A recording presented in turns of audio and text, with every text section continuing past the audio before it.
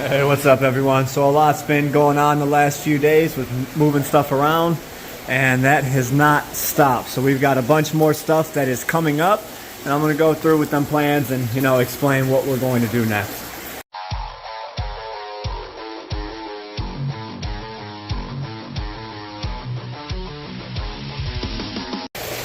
Alright, so before we go on, the big man has something to say. Hey, how you guys doing?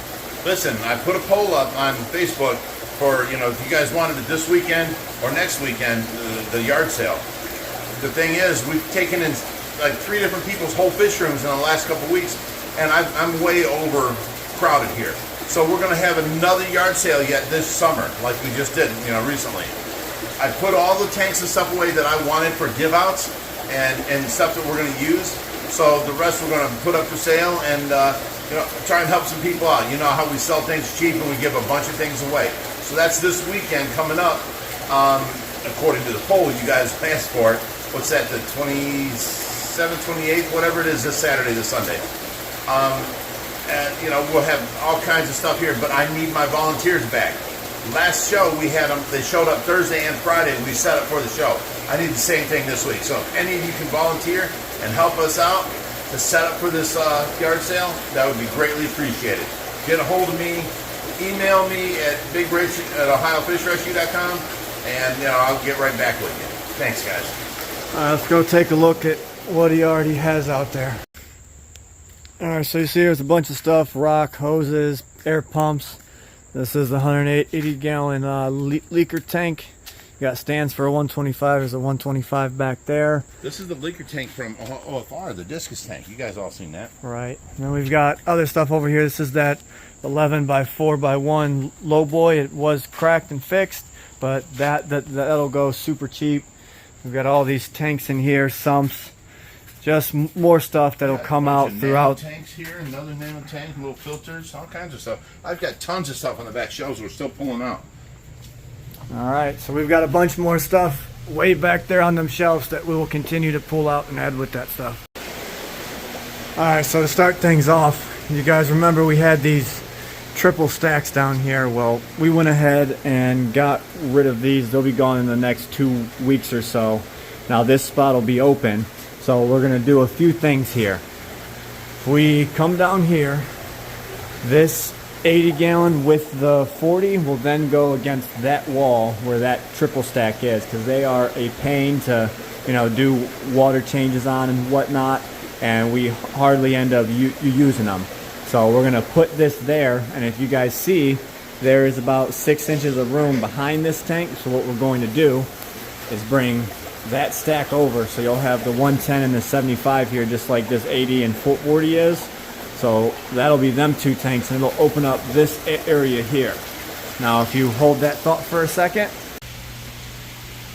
Alright, so you guys remember we've had these 135s underneath this 700 gallon for quite some time, and we're finally going to end up doing something with them. Our original idea was to fill them under here. That's why we built these little cutouts here, and we were going to use them underneath this tank. Ended up never going through with it, so now we want them out of here. Where we moved that 110 and the 75 from, these are going to go in its place. They're 4 foot long, 26 inches wide, so they are 135 gallons each. They will be great for the quarantine. But what I need to do is find someone who is a metal fabricator around here and get a stand built for these. Like you can see, Stephen Conroe from ST Aquatics did our last stands here, and we just built them out of tube steel. So I want to do the same thing with these tanks, and either do, you know, inch and a quarter tubing, something like that. So once we get that moved around, we can go ahead and start working on moving these guys over in a prospective place. So while that is going on, we started cleaning out this area, and now the plan is we're going to basically bring that 1,000 gallon that's up front, level with this wall here, straight against the back. It's going to come over 8 foot. This Pepsi cooler then has to go out onto the back deck, and now this will be a fish tank against here.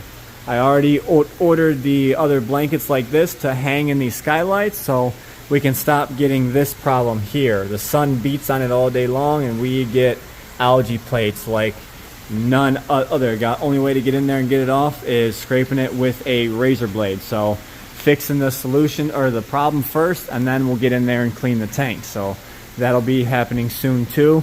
We did a test run on this tank here, and now we just did one blanket, and it's made a world of difference on this tank. So now we're going to do the rest of these skylights, and the rest of these tanks will then, you know, start looking more like this one and staying even cleaner, and it won't hinder the, you know, growth of the plants that are on this side, because the sun can still come down and beam on, you know, the plants here and the pond. So I want to do the same thing against the back skylights, so them 3 tanks there quit getting so much algae on them because they're a pain to clean. And that skylight, maybe that one there. So that'll leave these 2 that have nothing to do with, because you remember we did the Dwight Howard tank there, and now we want to move the reef tank, and we're not going to set up the 265 there. So you know what? You know, sometimes you make plans, they don't always come together, and you end up going a different direction. This is a prime example. All right, I know you guys seen the monster pond, and before you guys, you know, pester me and bug me for an updates on the arapaima, well, I have some bad news. Just playing, they are both doing great. So we've got big Brutus in here, still no new bites on Mr. Bruiser over here, but you can see Brutus just is colossal compared to Bruiser there. So they are doing wonderful. Bruiser is eating a ton, so is Brutus, so I have no concerns with them whatsoever anymore. If you guys actually notice, a bunch of that driftwood we threw in probably close to a year ago. Actually, it might have been even longer than that, but it is finally starting to sink. So we picked up some of that stuff when my mom and dad went out to California, and some of it came later than that, but that just goes to show how, you know, driftwood sometimes can take a ton of time to, you know, sink to the bottom of your tank. That's why most people, you know, weight it and stuff like that, but it is finally all starting to sink. As you can see, the primrose in the monster pond is not doing very well. That is because the cichlids and whatnot keep eating the crap out of it. These tilapia, the gourami, they just go up and nibble at it all day long. That's why some of this... Found primrose's kryptonite. Yeah, that says it found primrose's kryptonite. It's also why you can see the ends of this pothos is eaten off, else those would be growing against the top of the water as well. So that just goes to show you can't have plants in a monster pond. The only thing that has worked are these floating planters from Aquascape. We go ahead and put, you know, peace lilies in there, and they float around, and they do a wonderful job. I have a couple more, one being back there, and a couple on the steps I can actually split up and make a few more potters out of, and we can go ahead and get more of them floating planters and float across the top. My dad did a fishing string and tied them together so they can stay in a big bunch. That has worked great so far, but I'm sure there will come a day that the fishing line, you know, snaps, and we have to end up redoing it right there. But you know, with all things in this life, they all have an expiration date. Alright, and still in the works, we're going to take this albino ray and stick over with the rest of the rays, just so they're all in the same tub and whatnot. While we're on the subject of rays, I'll go ahead and give you an update on the pregnant mama over here. She is still doing well. I can still see, you know, her hump developing. I just think it's a bit funny. I thought she was further along than the one that gave birth. So hopefully any day now. But she is getting way more predominant. So every day we come out here, we have to check for pups, you know. And, you know, the first sight I see, I look at her back. If that big hump ain't there, then I know something happened to the baby. So start looking. So I think that's pretty awesome. All the rays are getting along. You could see some of the quality difference between the ones we were growing out and some of the ones we had from other endeavors like that one there and this one here are absolutely phenomenal. This is a regular black diamond. That's another regular black diamond.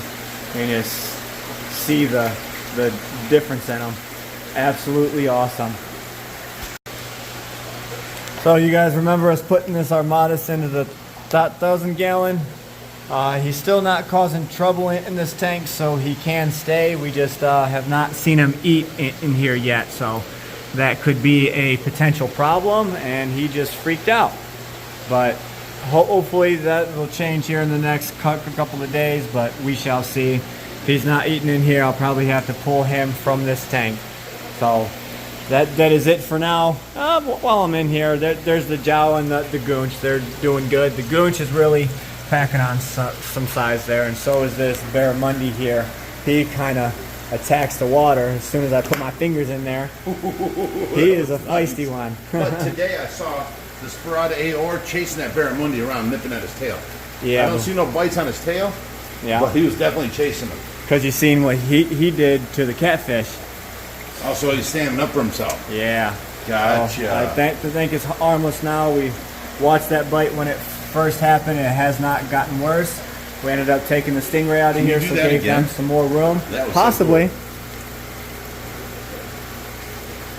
cool. He's like, I know you're tricking me. Just hold your finger in there. Don't be scared. No, he'll bite your hand too. All right, well, I think that does it for the day, folks. I appreciate you guys watching today's video, and we will catch you in the next one. Stay fishy, my friends.